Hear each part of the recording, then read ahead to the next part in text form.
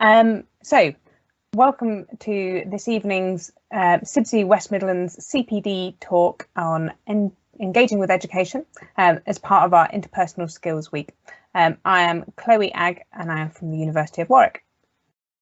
To tell you a little bit more about who I am, I have got an MEng in mechanical engineering. I'm a member of CIBSE and I've got over 10 years industry experience as a building services engineer and others, all with those companies you see on the screen in front of you. Since then, I've also got 5 years experience in academia, where I am now a fellow of the Higher Education Academy, so similar to chartership, but for higher education, and 20 years as a STEM ambassador. So I have been going and talking to school children and universities and everything else for over 20 years now. I started that back when I was in university. So definitely this talk comes to you from someone with experience with both sides of the fence and of being the person giving that engineering education engagement as well. All of that has built up to me being one of the founding fellows of the Warwick Institute of Engagement as well. So I come at this from an approach of someone who is partly employed to share best practice in how do we engage with industry, how do we engage with schools. So very much coming from a place of experience that I hope to share with you this evening to get you guys as excited about engaging with education as I am. So what is this talk about? What am I going to talk about today? I'm going to talk about who the talk is for, what the benefits are of engaging with education, how you can do so, once you have done so, what you can do to maximise the benefits for yourself and for your company, and help you to put together some plans so that hopefully when you come away today, you will come away with a plan of action for how you're going to get involved. So then, on to those benefits. I've just realised I haven't talked about the who bit. So the thing I said I would talk about first was who. Who is this talk for? It is for absolutely everybody, because you will benefit from this talk if you are a student who might be in education. You'll benefit from it as a graduate. So for graduates, it's a really great way of getting experience of speaking and things. But also the more senior you are, there's still loads of things you can learn from it. In these current times, it can be quite a good way of getting practice with some of the technologies that are used for engagement and that we're also using professionally as well. And as a company, there are ways of benefiting. So it's, even if you don't intend to do the engagement, it's still, there are lots of things for you to learn tonight about how you as a company could benefit. And of course, for the academics themselves of how to better engage with industry and allow you and the engagers to get the most out of it. So whoever you are this evening, hopefully you will find something of benefit to you in this talk. What are the benefits for industry though?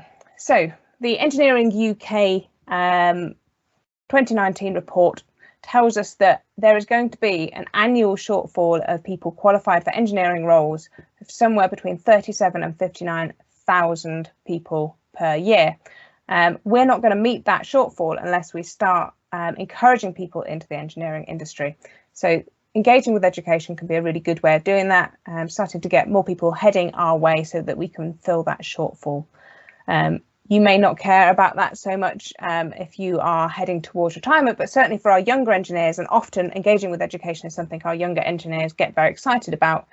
This is something that will really matter to you. If you're going to be an engineering manager in 10 or 20 years, who are you going to be managing if we're not recruiting enough people into the industry? And where are you going to recruit from?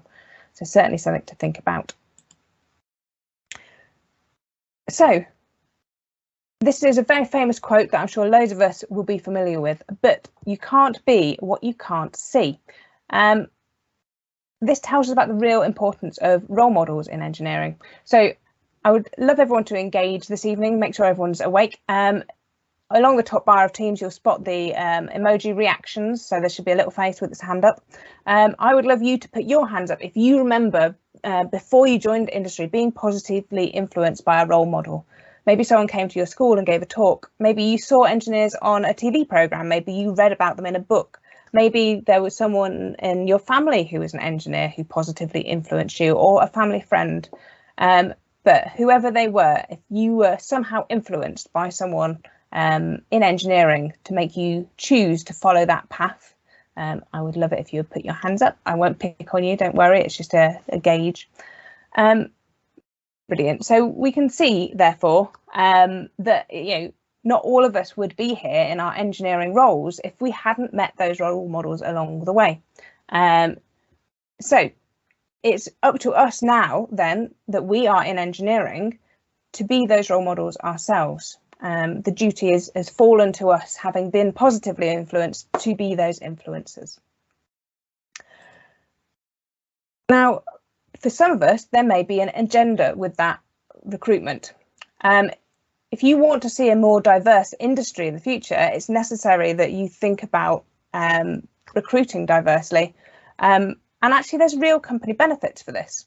The McKinsey report tells us that companies in the top quartile for racial and ethnic diversity are 35% more likely to have higher financial returns than average. Similarly, for gender diversity, at 15% more likely to have higher than average financial returns.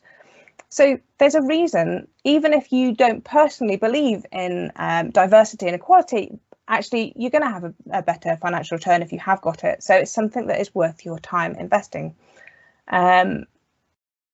Certainly for many of us as individuals, it's a passion anyway, but there's a good way there to sell it as from a company perspective as well. But for that diversity to happen, you have to be that change. Now, you might not be able to be a diverse role model yourself, but that doesn't mean that you can't help the industry to become more diverse by thinking about where you take part in engineering education engagement. So you might choose to go into all girls schools, for example. You might choose to go into schools which have a non-white majority. You might choose schools that have got higher frequency of free school meals, so schools from poorer areas, to make sure that we've got a real diversity of cultures, both socioeconomic and racially and gender as well. So you think about these things, and depending on the activity you're doing, that can be about getting little minds thinking about options, but also as a company, it might give you the option to headhunt grads. If you're going to a university for engagement, you might spot people you would like to recruit that would enable you to meet some of your diversity targets, perhaps. And if, as an individual and as a company, you're not going and doing some of this engagement, how do you hope to recruit diverse teams in the future? So it's not all about my soapbox diversity agenda, and it's not all about fixing industry in terms of the shortfall that's coming in. There are actually loads of benefits to engaging with education that are for individuals. So put your hands up if you have ever felt anxious about presenting to a room full of people. Now, I'm putting my hand up here because this includes me. Despite the fact that I am a lecturer, despite the fact that I've been a STEM ambassador for 20 years, I have still definitely at points felt anxious.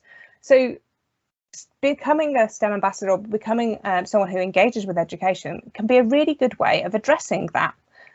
It's great to see that we've got some hands up, so it shows us that that's definitely an issue for people in the room, but also for industry more widely. Schools are fantastic for this.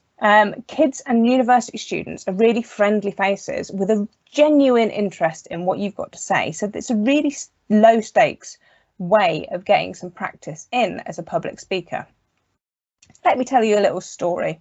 When I was sort of first in my early days going into schools to talk, you would approach the door of the classroom and the kids would spot you and fall silent.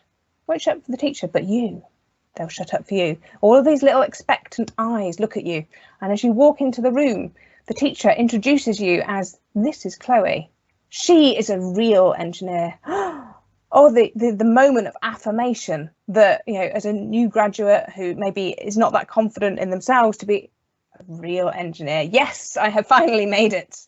But that crowd of children or of university students want to listen to you. So they are a brilliant audience. And when you make jokes, they laugh in the right places. And when it's time to go, you get all these sad, "Oh," as they're genuinely disappointed that it's time for you to go. And it gives you a really great confidence boost. It's a really good way of learning to be a public speaker in a way that the consequences of failure are so small, and then to take that back to the office. if you're thinking about this as a company rather than an individual, then this is a great free development opportunity. Let your staff go and do school talks before you put them in front of the client. Let them get those skills in a place where, if they're not great at it, it's not going to have a huge negative impact, and certainly they won't make a fool of themselves, your company, when you're putting them in front of a client. So it's free. Why not go ahead and do it? Yes, it's costing you time, but it isn't costing you a £200 course. Now, for the sake of everyone keeping their jobs, I'll remind you that this question doesn't necessarily apply to your current role. It might be something you've experienced in the past at any employer at any point in your career. So hands up if at any point you've ever felt like you're fed up with your job and you doubt you're in the right role, or you may be considering leaving industry. I think, we've all had those moments in our careers, haven't we? We particularly, I think for some of us, the last 18 months have been a real challenge, haven't they? And even if you're sure that you want to be an engineer, you want to be in industry, it can still be quite challenging some days to find the motivation. So why then is being in an education engagement so beneficial for motivation?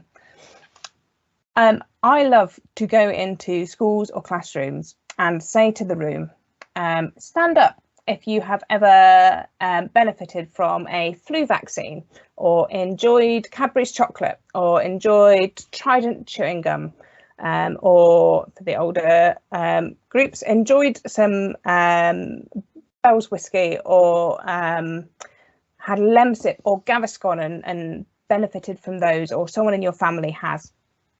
And eventually, having said stand up for each of these, the whole room eventually, if I say enough things, will be standing up. At this point, I get to the joy of saying, brilliant, I have personally had a positive impact on all of you because I have designed the facilities where all of those things are made or researched.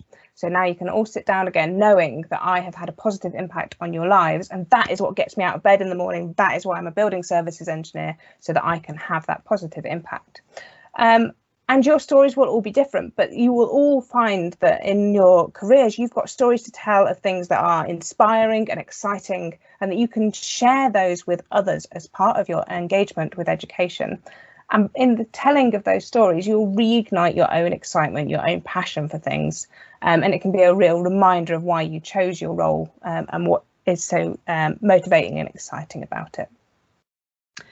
If you're looking at this from a company perspective rather than a personal perspective, the Cone Communications Employee Engagement Survey tells us that 51% of people don't want to work for a company that doesn't have a strong social commitment. So things like doing education engagement is a real good way of demonstrating your CSR to help with your recruitment and retention. So definitely lots of other benefits as well.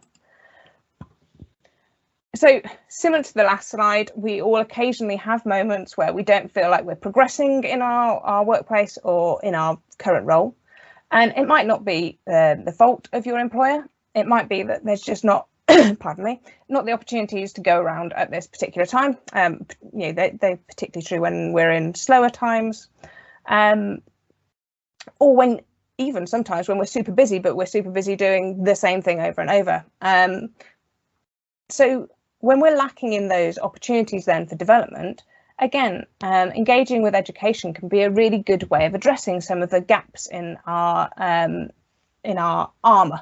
So when we are wanting particularly to apply for things like chartership, engineering education engagement can be a really good way of demonstrating you've got fantastic communication skills. If you go and talk to school children, you must have good communication skills. It can be really good for leadership as well. Another thing that we need to demonstrate for our chartership, then if we are particularly leading groups of people or organising several of our graduates or whatever else in terms of doing this sort of engagement, then it's a really good way of proving those attributes. Depending on what sort of activity you choose, if you're going to give a one-person talk into a school, then networking not such a great opportunity. But many of the activities that people like the STEM Ambassadors group put together, you'll be meeting lots of other STEM ambassadors as well. So in these situations, actually networking can be a great benefit. Through doing this, I've met all sorts of exciting people. I've met the heads of recruitment for various large companies who potentially would have been great avenues for me to explore had I wanted to leave my company at the time. I have been able to join in the Royal Academy of Engineering Women in Engineering training scheme, where I've been sent on media training and learn about talking on TV and things like that. I have met people from academia, and that's part of why I ended up in the route that I've taken, because they gave me the opportunity to guest lecture on their courses. Hence, I have become a lecturer myself. And by doing lots of school engagement, actually, I ended up winning the Construction Youth Trust Engineer of the Year award, which led me to be given mentoring, meeting all sorts of exciting people, but in particular, very senior management within Byrne Brothers. That meant I got to go on tours of the Shard while it was being constructed, parts of the Tate Modern while it was being built, parts of Heathrow while they were being built. So fantastic opportunities I've had all through doing school engagement, that there's no way I would have had those opportunities or met those people otherwise. Now that's from a personal perspective, but actually networking is always beneficial for business as well. And by being able to meet various people, and you do get some very senior people taking up these opportunities, you never know who you're going to meet if you wish to participate. The last benefit then is the softest and fuzziest, but that warm fuzzy glow that we get when we see kids or adults getting to grip with a concept that you've introduced, watching them enjoy something you've created, or hearing about how your career grew and developed, or seeing the growth and success of people you're supporting. That sense of giving something back can really give you that lovely warm fuzzy glow. That can be a lovely benefit. And if you listen to the wellbeing talk yesterday, you'll know how important finding things in your life that give you that warm fuzzy glow are. So having learnt lots about the benefits, then how do we actually go ahead and get involved with education? There are lots of different ways, but the most obvious one is schools. There are plenty of them out there, and they're all crying out for people to engage with the students, to give context to the learning they're doing. So the most obvious thing to do, and probably the easiest, is personal talks. So this is where you're going into a school and talking about your career, your experiences in your role as an engineer. They're relatively easy to prepare for, because you're putting together a few slides, or not even slides, particularly in primary schools, just going and chatting about what have you done, maybe bringing in some props, you know, hard hat or a bit of ducting or tape measure, laser measure, whatever else it is that you use that you would like to show off and give the students a bit of an idea of what you do. Activity sessions, so this would be things like balloon races, where the students build a little car and have a balloon on them, and as you release the balloon, the air goes out and goes along, so they can learn a bit about air movement and how it changes things. Things like building towers out of dry spaghetti and marshmallows, all those sort of egg drop activities, classic things that happen in schools. And they're often organised by larger groups such as STEM ambassadors, but you can, of course, design your own as well. And last for schools, if you can get in contact with the careers advisors, then they are always very happy to have people that they can allow students to talk to. Sometimes they have students who are interested in engineering but no engineers, and as we talked about earlier, that role model, that sense of it being a real option, it becomes a lot more visible when they can talk to an engineer. So career support is a hugely helpful thing to do, and again, it takes very little effort, because all you're doing is talking about your own experiences or the experiences of colleagues and things like that. So universities then, if you would rather engage at university level than at school level, ways of doing that are through guest lectures. So that again might be about your career, but it could now be about technical content. So you could be talking about a project you have built, or how you've implemented lighting in a scheme, or anything else. And it gives that context, that real world case studies sort of scenario, to students who are learning about the more pure theory, and it could be really helpful for them, again, to contextualise their learning, to give them a sense of where their learning is taking them, that can really help with their motivation and engagement as well. University activities and challenges. So usually these are something that the lecturer is setting and they want to engage with industry to give it context. So as an example, on my second year design module, we get real world clients in to come and set the challenges each year. So we will set them challenges about all sorts of things, but having a client come and say, this is a problem we're facing in our industry right now, and they can go off and do that. But at a higher level as well, every single university will have dissertation projects and master's level projects for the students, and they absolutely love it when they can have a real world project from industry that they can engage with. And from your perspective, you're also going to get some free research out of that. You know, if you set a dissertation project where a student will work on that for an entire year, then you can get a lot out of it. The one thing I would give you, though, as a bit of a warning there, is to be aware that academia moves at a very different pace from industry. It was one of the challenges I really found when I moved from working in construction to work in academia. If you set the students a challenge for a dissertation, they'll need it in something like March for project selections and applications. The students will then maybe start working on it in October when their academic year starts, and they'll finish again next March, and that's when you'll have outputs. So it's a year from you setting something to you having any outputs from it. That shouldn't be a barrier to you. It just means you need to think carefully about what sort of things you might set the students as things for you to work on for it to be beneficial for you. And last but not least, a name that some of you may be familiar with, the milk round. So this is where companies go into universities on a sort of jobs fair event, and everyone has a table set out, and the graduates come around, the undergraduates come around and talk to all the different companies to see who they might want to apply for with jobs. So very low effort from your part, and usually just standing by a table and answering questions about your job to undergraduates for the day. But it's a nice way of putting your feet into the water very gently. Of course, there aren't just schools, colleges and universities to engage with, there are the general public as well. How might you get involved with them? Well, mentoring is a lovely way of doing so. So that might be mentoring at GCSE age through A-level, students as well, and early career professionals. So helping someone to take the next steps in their career and their learning, and guide them through that. So that sort of one-to-one relationship. So it can be quite time consuming, but very rewarding about what you're seeing out of the other side of it. There are evening activities such as Pint of Science and engineering comedy clubs. So these sort of things tend to take place in venues like pubs or sometimes lecture theatres of an evening. And they're much more informal and casual events that the general public is invited to. So they're quite a good, fun way of getting involved with things. And of course, online activities. So things like blogging or Twitter or vlogs.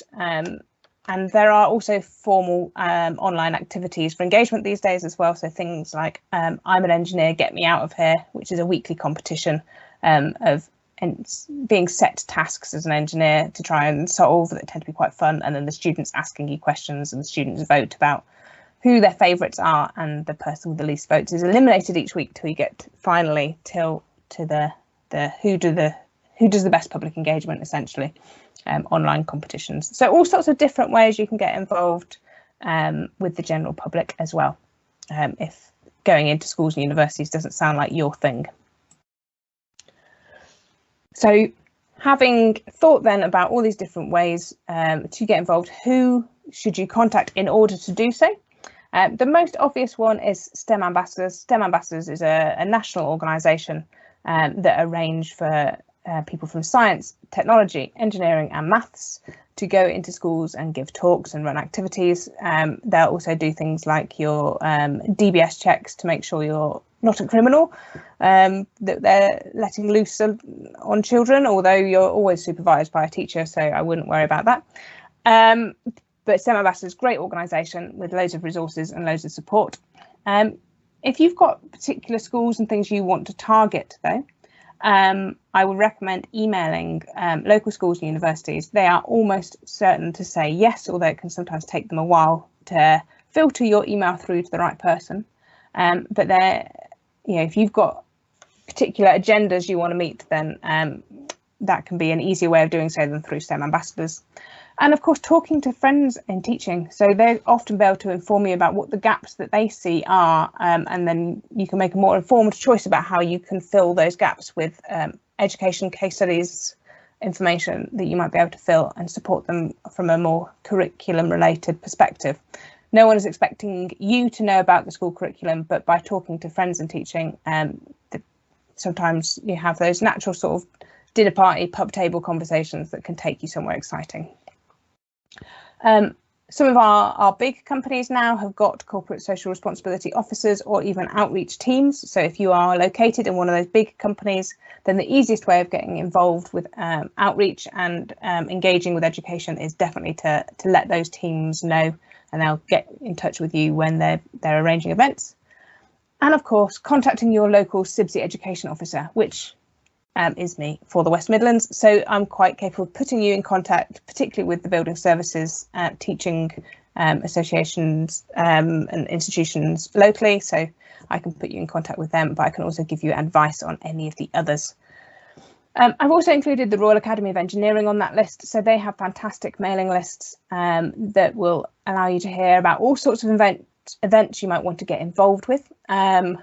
For me, I got involved with their Queen Elizabeth Prize ambassadors, and it's been a fantastic opportunity to go to all sorts of exciting events and talk about engineering with people. I would thoroughly recommend it.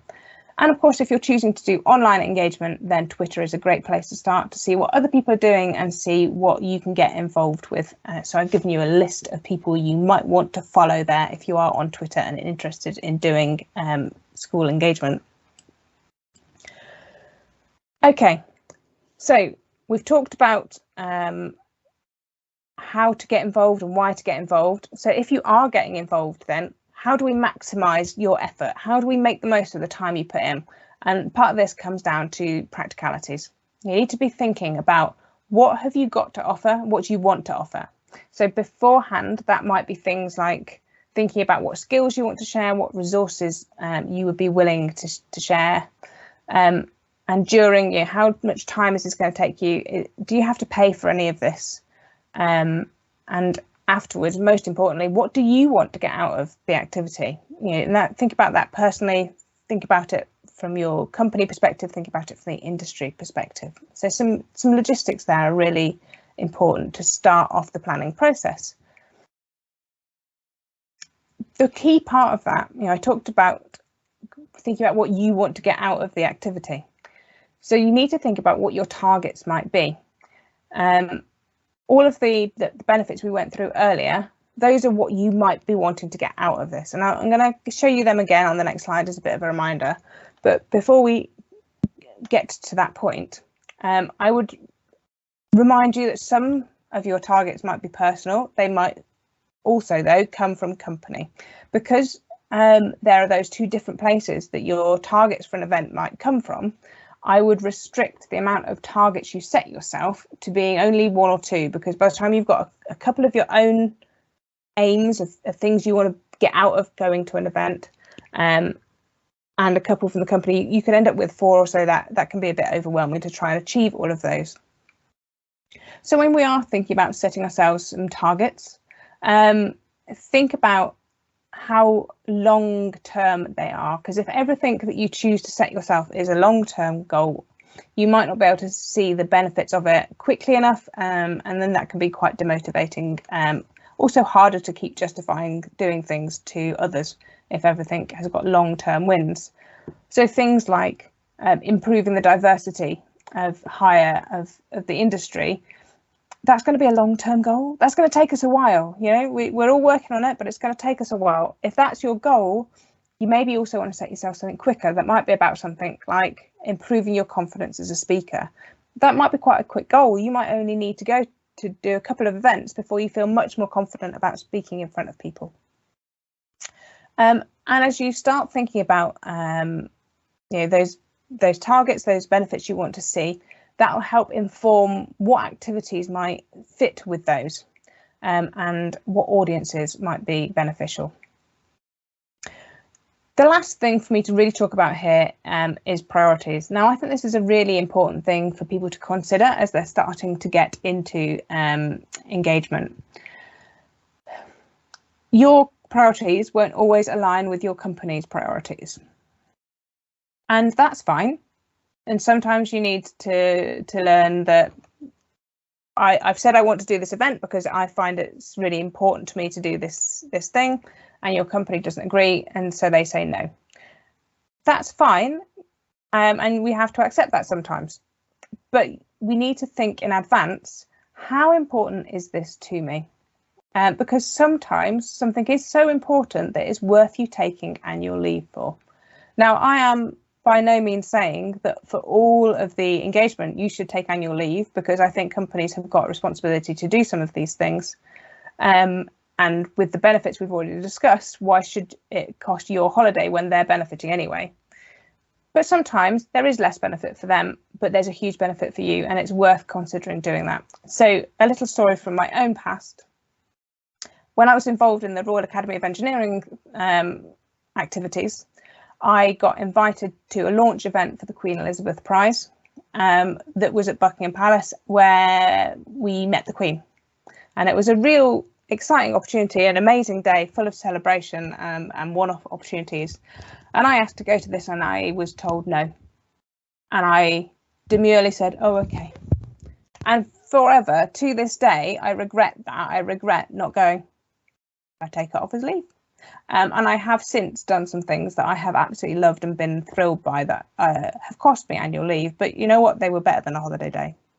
They were better than going to a spa. So I would say think carefully about what matters to you and how much it matters to you, where you're willing to go, no, fair enough, I won't do that, and where you're committed to doing something. And if you're that committed, if someone says no to you, are you willing to put your money where your mouth is and take a day's leave? So I promised I would show you that summary of benefits again. So I'm not going to read them out, but we're going to take a moment and you're going to think about which one or two of these do you want to take action on? Which one or two of these would you want to see change, improve? And that might be for industry or your company, or it might be for you personally. So which of these benefits would you want to get out of education engagement? So I'll give you a moment to think about it. Do feel free to add it into the chat if you've got an idea of what it might be. Otherwise, I'm going to give you a moment and then we're going to move on to the next slide when you've got something in mind that you want to focus on. Okay, hopefully that gives everyone time to have chosen one to two benefits that they would like to get from this. So with that benefit in mind then, keeping it firmly there, maybe you've jotted it down, maybe it's just in your head, but thinking about that, this table, this chart here should help you choose what sort of activities will help you to achieve that target, that benefit. So here we can see a chart that shows us roughly where activities sit in terms of how much time they're going to take us and how many people we're likely to meet or influence in doing them. So that blue diagonal line across the middle, that represents engaging via the internet, by which I don't mean an event like this so much as doing things like Twitter or blogs or vlogs, so creating content on the internet. Because obviously the more time you put into that, the bigger your audience is likely to grow and the more people you're likely to impact, but it's a fairly linear relationship. There are lots of other activities though, so thinking about how many people do you want to influence, that will allow you to meet your target. If what you wanted to get out of something is seeing someone else grow, then actually mentoring and career support can be really good options. Whereas if what you're wanting to do is to have a big impact, to engage with lots of people, maybe that's how you're going to change the diversity of the industry, then you need to be looking at large groups. So then things like guest lectures and MOOC rounds can be quite influential. So what you want to achieve will vary as to where you are on this activity and how much time you can invest as well. So hopefully that helps you to think about what activities might be suitable for you. So having thought about your target, your benefit, now pick 1 or 2 activities off here that might be how you're going to choose to engage. So we're starting to put together a plan now. You've got your benefit, and now hopefully you've got 1 or 2 activities that you might consider doing, that you might want to give out a try as your first things. So in terms of getting the most from this and planning to do so, I would suggest that you need to plan in time before your activity, where you're going to develop, write and prepare it. You're also going to need to plan in time though after your activity, where you're going to learn from what happened so that you can improve for next time, but also you're going to evaluate. You're going to evaluate how effective your engagement was, how effective your activities or your talk was.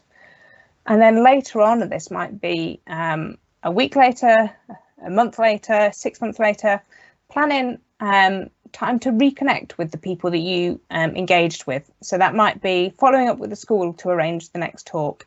It might be making sure you've got your next mentor meeting in the calendar. I would also suggest you want time to follow up. So getting in contact with anyone that you were able to meet. So if you said you were going to drop them an email, make sure you're allowing time in your diary to get in contact with those, or if you've promised the people you engaged with that you would send some additional resources, you want to allow that time in as well as part of follow-up.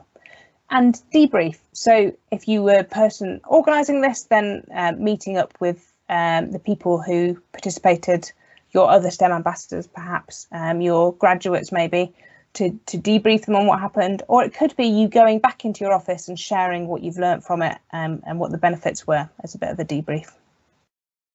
But it's important to allow these times in our calendar so we can get the most out of what we're doing. So I mentioned evaluation. Why? Why is it important? There's the obvious one of learning from what you're doing and therefore improving. It's unlikely if you're wanting to get involved with engagement in education that you're going to do one event. It's more likely that you'll do maybe a couple a year over a few years or even more than that. Therefore, it's really important that when we've done something that we evaluate and learn from it to improve. But there's lots of other reasons as well. It's also that you can evidence what you've learned or improved, and that might be really beneficial for you in your appraisals or to demonstrate benefit to the company. It's also really valuable when you've got evidence of the impact of these events and how good they were to include on things like chartership or even fellowship applications to CIBSE. It's also really beneficial, so you can for you to be able to demonstrate the impact that you've had for things like research and development activities with the organisation that you got involved with. So for them to be able to show that the benefits of what you're doing with them. And speaking from experience, this sort of evaluation of impact is really beneficial as well if you're applying for awards. So those might be things like my Construction Youth Trust Engineer of the Year award, but it can be things like companies and projects and schemes of the years. It can be all sorts of different things that you want to demonstrate your brilliance, your impact. And certainly on the CIBSE Education Award, for example, we want to see the impact of what you're doing. So it can help with winning things for you as an individual or as a company. What I would say, though, is to make sure that your evaluation relates to the targets you originally set yourself. Why have I got some bins here? It's because I would like you, as a top tip, to be super efficient and reduce, reuse and recycle. So how can you do that with respect to engaging with education? Well, you can make sure any resources you make are sufficiently generic that you, your company, your business are able to reuse them with minimal editing. It means that you can make use of existing resources. So things like the STEM Ambassadors website has got loads of really good resources. There's loads of really good science experiment books you can get out of the library and find loads on the internet as well. If you are reusing someone else's resources, though, please do make sure you give them credit. And if you're allowing other people to use your resources, make sure you get the credit you deserve. So this is back to that evidence of impact as well. Why is it possible, though, that you're able to make generic resources and reuse things? And why not just record a video and have done with it, and one thing can be used for everyone? It's because the real value you add when you are doing engagement with education is you. And by being that visible role model in front of people, by being your authentic self, that is the real value you're adding. You talking about your career, your experiences, is far more valuable than the slideshow that goes behind it.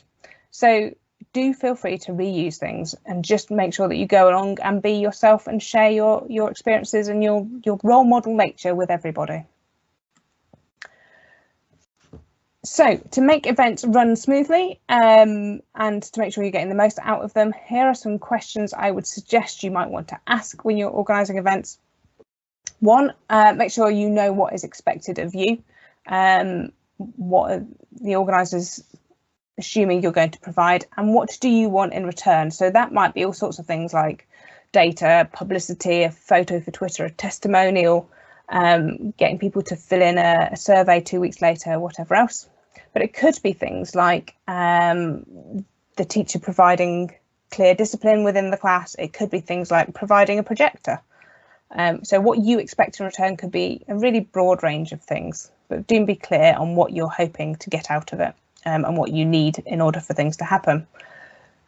Timings of the session are really important. So this isn't just how long are you going to present for, but also how long do you need to set up and to take things down? Who's going to be involved with that? So are you able to set things up in a room without there being kids present, or have you got to set up while the kids are all sat expectantly staring at you? Thinking about that audience then, what are their ages, backgrounds, skills? Is this session compulsory, or are they choosing to be here? Because how you treat an audience might vary depending on those things. Evaluation, how is the organisation you're going to evaluate impact? Can you assist them with that or share any data? And of course, things like dress code and these days COVID measures as well. All things that it's nice to be prepared about in advance. So we're going to take another moment here for you guys to have a think. You've hopefully now got a target in mind, one of those benefits, and got perhaps some preferred activities in mind. So now that should inform you of who your audiences might be, and therefore how might you reach them. So thinking back to that contact slide of, are you going to email a local school? Are you going to go via STEM ambassadors? What else are you going to do? Are you going to be on Twitter? And what and how might you evaluate? So that might relate back to those targets as well. And how are you going to persuade others? So if you come on this and you're now enthused and excited about doing engineering, education, engagement, how are you going to persuade the rest of your company to come on board and do the same thing? So while you're thinking about those things, do use the chat. And if you've got any questions, if you're thinking, oh, I know I really want to do this, but I don't know how to get in contact with someone, now is your chance to ask anything. So again, I'm going to give you a moment's peace and quiet while you think about those things, so that I am here for you in the chat.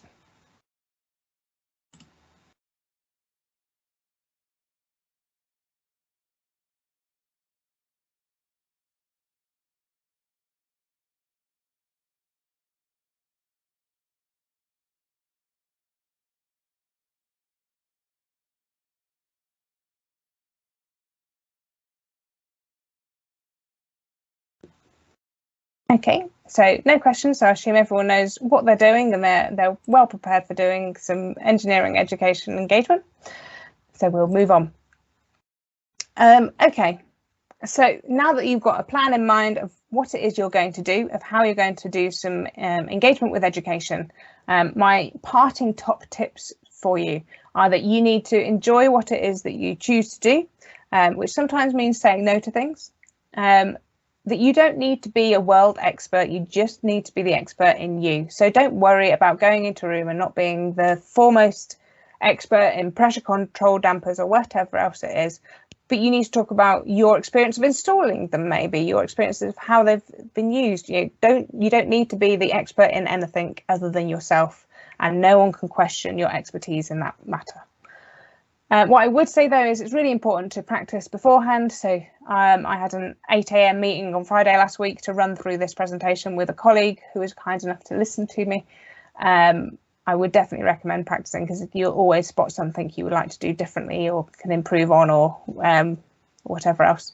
And of course, have a backup plan. So, you know, had I not been able to share my slides, the lovely Ella is here who would have been able to, I'm sure, share them on my behalf or whatever else. So have a backup plan, whether that's making sure you've got your presentation on a USB stick as well as emailed to yourself or whatever else. And often if you're running activities, it can be really beneficial to have a backup plan, because you know, you need to have some spare card or whatever else for when things go wrong. Having those backup plans means that things are likely to run more smoothly, and that you'll have a more professional approach to things if things do go wrong. So if anyone would like to get involved with engineering education engagement, then I am more than happy to support and help anyone. So you've got my contact details there, whether you want to contact me by email or whether you want to tweet me, I am perfectly happy. I would love to see some of you getting involved, and I would love to support your journeys on the way. So thank you very much for listening, and now one last opportunity for questions, or we can all go and have our evenings.